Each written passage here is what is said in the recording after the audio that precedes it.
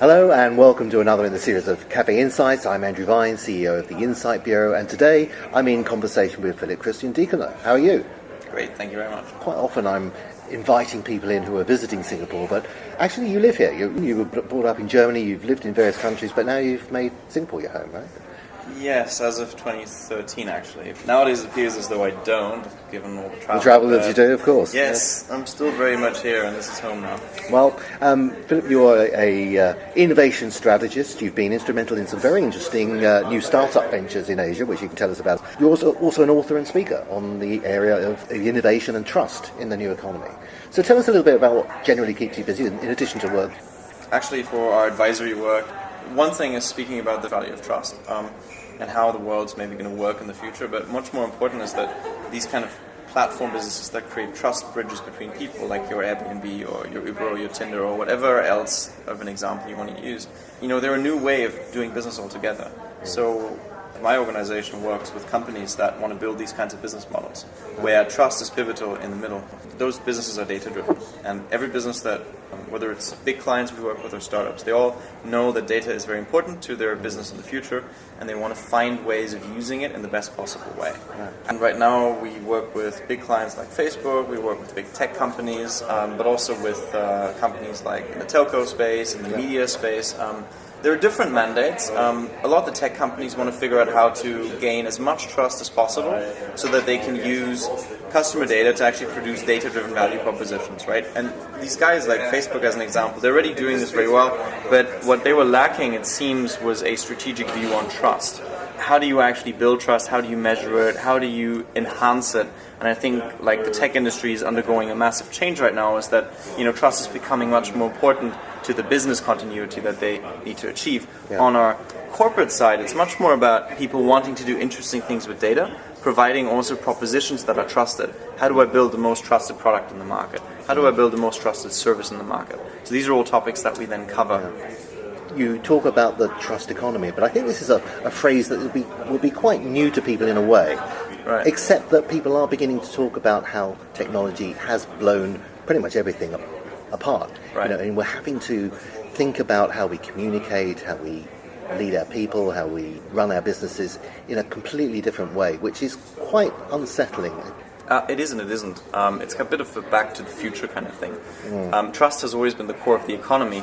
Just many people haven't thought about it that way, and now technology has actually completely changed the way that we trust. It's changed the kind of people we trust.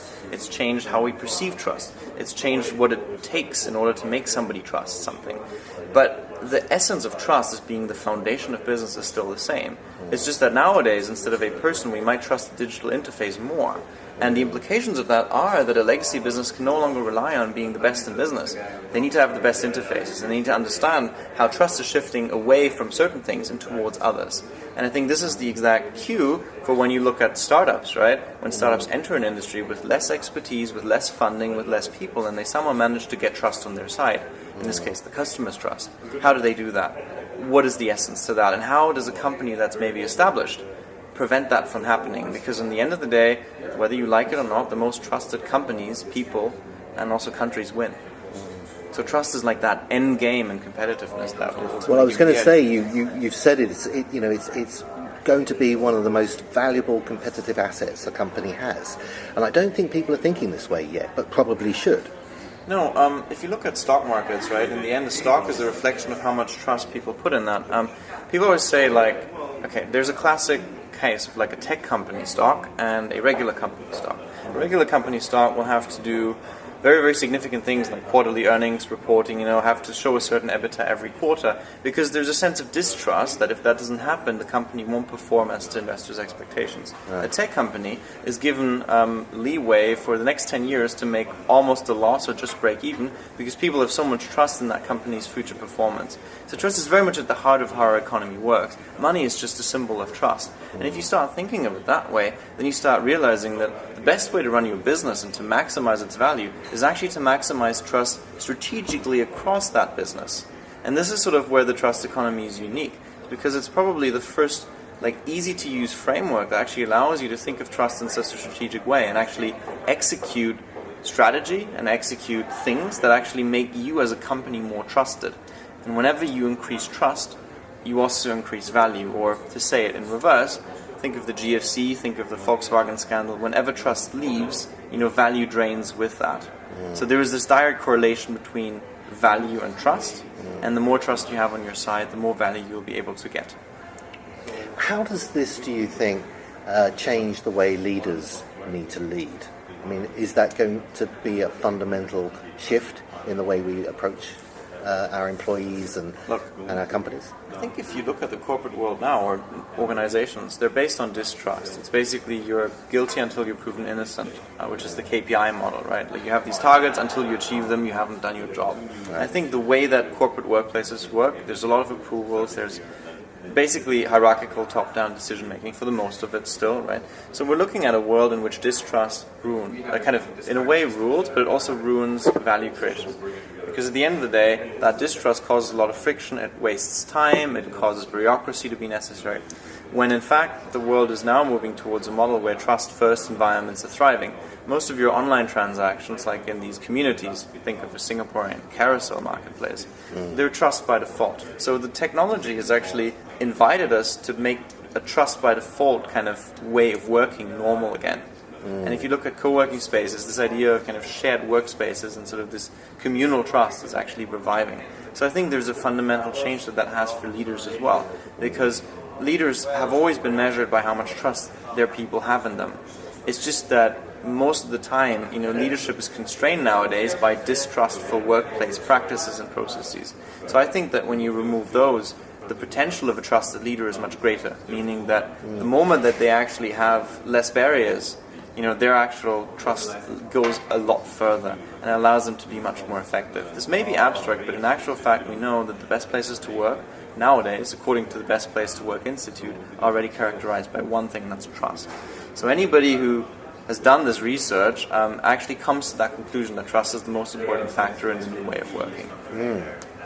And many of the new technologies that are emerging now to change the way we do transaction. I'm thinking blockchain, which is not so well understood at this stage, is something that people are scratching their heads and not really coming to terms with yet. Right. It's going to be a completely new way of transacting banking, your records. Tell us a little bit about how trust plays a role in that as well. So, you mentioned blockchain. People frequently talk about artificial intelligence. They talk about robotic process optimization. There's all these, or process automation. There's all these things that come up. Technology is really a way of changing trust patterns, but a technology will never be adopted unless trust shifts towards it.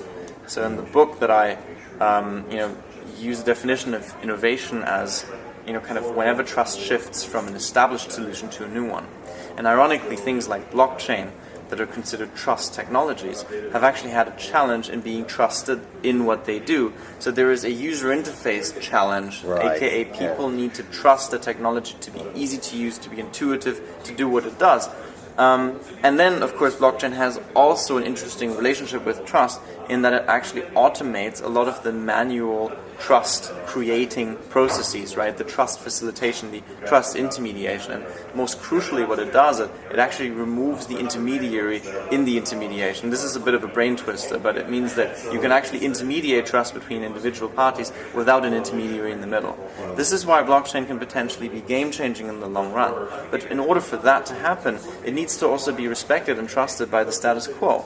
So, whereas in the past, the blockchain world has always been a bit on the anarchy side, where it's about we're against the current system, we're going to do things differently.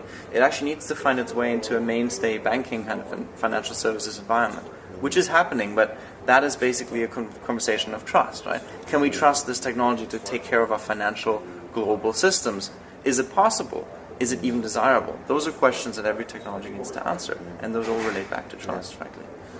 Well, we're at a time where there's so much new technology disrupting and hopefully improving our world, but we're not there yet in terms of really knowing for sure. There's a lot of apprehension, even fear about what technology is going to do to our world. How do you think we should look at this? Should we be optimistic and embrace these new technologies without too much fear? I think it's worth putting that into perspective. As of this day, our trust in technology has never been greater. We trust technology way too much at times. We trust Google Maps to lead us to places. We don't even second guess whether that's actually where we want to go. We just trust it.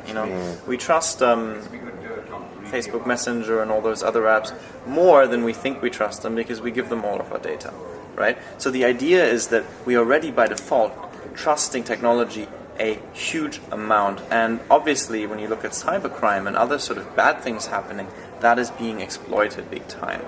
This is also a challenge when it comes to artificial intelligence. There's a chance that we will trust this technology way too much, and we will basically, hand over our lives to it, sometimes not even being sure as to what are the implications. But on the other hand, you're right. The world is also, ironically, paradoxically moving into a scenario where people are trusting each other less. Maybe on a political level, we're seeing there's a lot of tensions. There is certainly apprehension when it comes to all this new technology coming into our lives.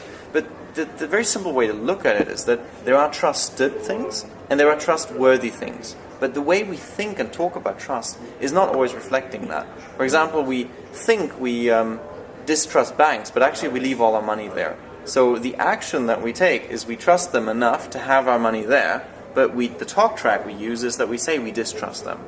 I think this is an evaluation that we must make a bit more obvious, and we must be more aware of that.